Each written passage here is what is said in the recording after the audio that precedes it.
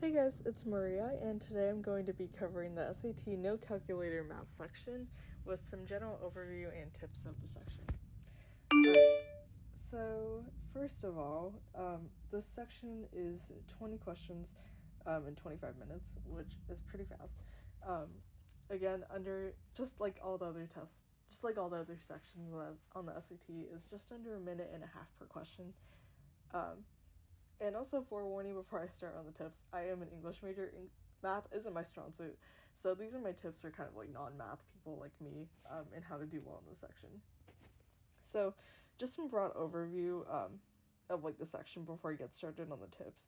This section, the questions tend to go from easier to harder, so be aware that it like, at least for me, I like tend to cruise like maybe like the first 10 questions and then kind of struggle like in the last 10. So be aware of that in terms of time management. And then this section also covers 3 categories of questions. So the first is heart. You can find this on the College Board website. But the first section is called the Heart of Algebra, which focuses on linear equations and systems. The next is problem solving and data analysis. So it focuses on like solving word problems with math. And then the last section, the last type is passport to advanced math, which are complex equations in math. So the SAT math section goes up to, I think, about Algebra 2 in a normal high school class. So just so that you're aware of like the material that's covered here. And no calculator math is basically just trying to test your problem solving skills. So generally in this section, the reason that they don't give you a calculator is that they're more like focused on how like the process of how you get to an answer versus like the actual correct answer itself. Otherwise they would just give you a calculator and have you round to like some like 2 or 3 digit like decimal number. Okay, so tips. So the first tip I have is to show your work. I know, like, literally every math teacher says this, but showing your work is a big, important step to avoid, like, confusing yourself or anything, and to be able to continue solving a problem if you make a mistake along the way. So if you, like, are in the middle of solving a problem, like number 1, for example, and you, like, mess up in one of the steps, you're able to kind of recover and complete your work. So for like number 1, for example, if it's like x minus 1 over 3 equals 3, and then multiply on both sides. My ability to show my work is that it's clear, like, for myself personally, if I'm also trying to like go over my answers right before I complete the section, and I'm able to recognize like what I did, and just kind of like double check to myself that I answered it correctly. Okay, so the next tip I have is to practice, practice, and practice. So, unlike reading sections, where you kind of aren't really sure what like questions they're going to ask, I guess like like relative to the passages and everything. With the math section, you're pretty much doing like the same problems, just with like different numbers in them.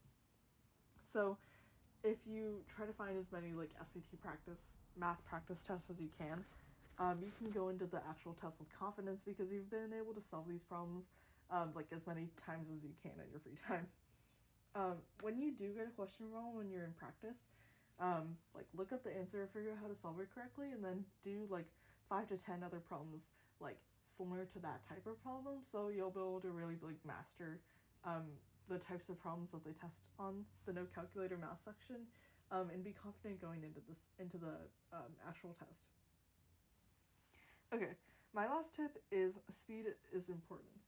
So I know earlier I said don't panic about like a minute and a half per math question, but I think the key to this speedy section in particular, especially since there is like the grid-in section in the back, is to really reiterate that like have confidence when you're solving problems, because then you'll be able to go through like the easier questions first and be able to kind of get those like guaranteed points.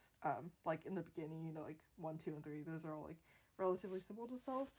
But as you can see, when I get to the next page, it becomes a little more difficult, and like there are more steps and like challenges involved in those. So rush through the problems that you can confidently, so that you're able to focus on like the problems that might give you more difficulty, like this section, for example. And then also don't forget that there is the written section in the back. And then the instructions are like here for like how to like put down your answer.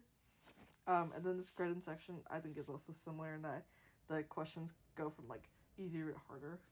So just kind of be aware of like the patterns of how this test work, and like save time where you can in easier problems where you're confident in how to solve them, and give yourself that like extra like leeway to kind of like think through the problems that are harder, so you don't have to like panic and try to like rush yourself last minute, because you'll be able to like budget your time efficiently.